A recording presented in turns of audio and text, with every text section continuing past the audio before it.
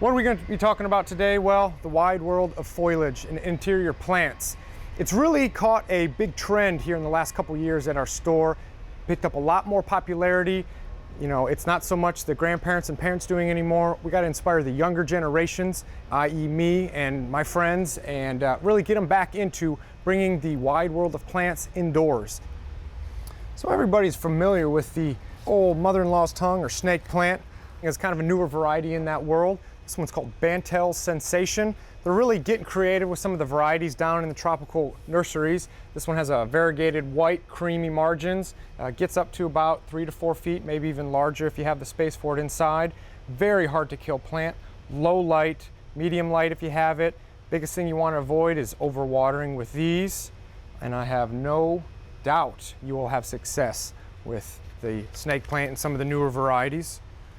Another variety in the Sanseviera world, or mother-in-law's tongue, or Sanseviera cylindricas. Now these are about as modern and contemporary as you can get. They come in all different shapes and sizes depending on how the growers are propagating them down in the nurseries. These are reminiscent of a bit of a starfish. They can take all shapes and sizes. Again, keep the watering light, keep the light exposure low to medium. You're going to have a lot of success with these.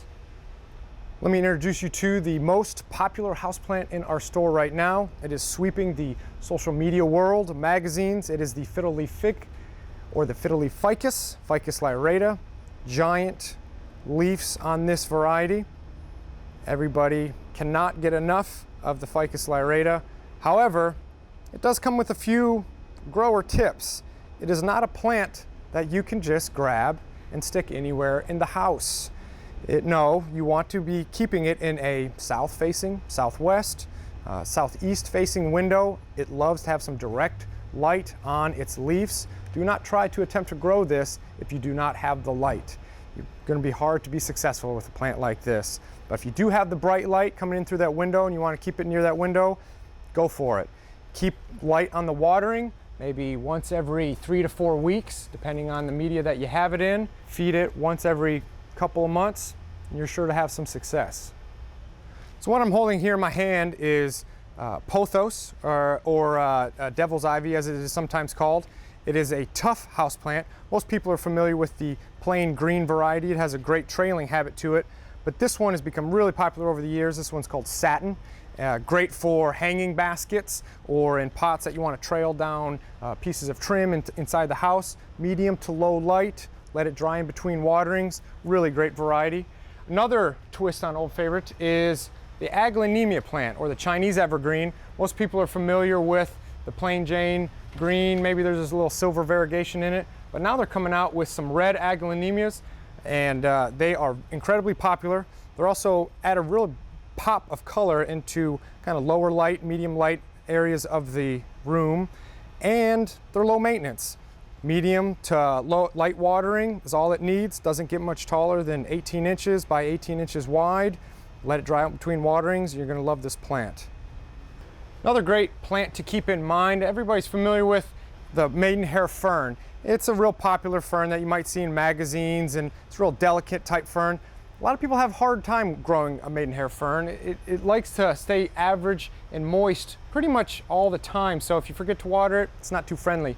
Why don't you go ahead and do yourself a favor, pick up a rabbit's foot fern. You'll be happy that you did. It tolerates drought and stress a lot better than the Maidenhair. Has beautiful delicate foliage up top, and then it gets its names from these hairy little roots that will kind of grow and cascade over the pots. And another one of my favorites here, and what I'm holding, is a ZZ plant. It's in the cycad family, and really a hard to kill plant. We get that question all the time up here at the Gardens of Babylon as far as what can't I kill. ZZ plant, I would say, is in that category. Doesn't get too much taller than what you see here.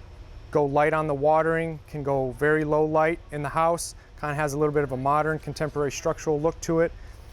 Just love it. You know, another trend I think is here to stay in the world of houseplants are cactus and succulents. You can be very successful with cactus and succulents, and there's some key points to remember here. Start with some of the varieties that are just easier for the amateur, and then as you develop a skill with it, you can get a little bit more in depth with some of the more unique varieties. Starting some of the harder varieties to grow, I'll start with, are the Echeveria. Now these always catch people's eyes in the nursery. They almost have an iridescent to them. But, you know, if you're new to the world, maybe lay off them a little bit. Stick back and stick with a little bit more trusted varieties. Some of those being the Jade. Jade plant will either come in a solid green or a variegated color. Very easy to care for, very low maintenance. Keep it light on the watering. And of course, medicinal. Aloe, of course, very popular, very low maintenance. Usually it only fails if it doesn't get enough light, filtered light, or if it gets overwatered.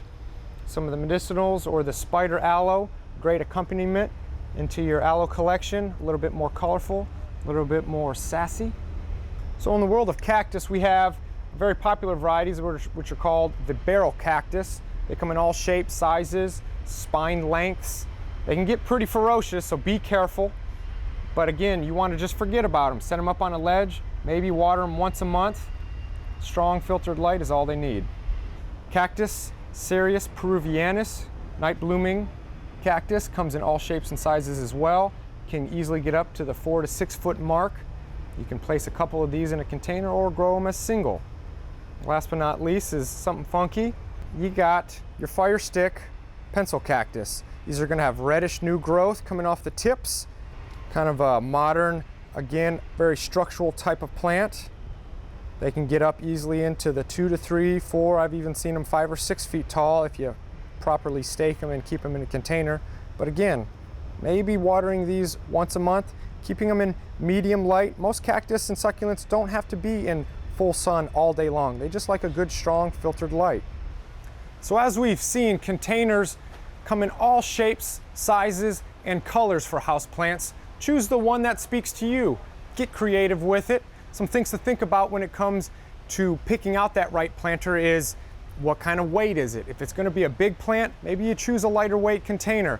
Maybe something made out of wicker or plastic or rubber. If it's a smaller type planter, go with something ceramic or even metal. Beautiful shapes and sizes to everything. There's no limit to what you're capable of doing. Drainage, key issue here. Does it have holes? Does it not? Your watering is going to be influenced by whether or not there are holes in that container. And again, when it comes to containers, get creative. You don't have to buy new expensive planters off the shelf. Go to your local antique market or vintage reclaim store. Find some for just a couple bucks. Get really creative. You'll add a new little spin to your houseplants and it makes a big difference. For inspiring garden tours, growing tips, and garden projects, visit our website at volunteergardener.org or on YouTube at the Volunteer Gardener channel and like us on Facebook.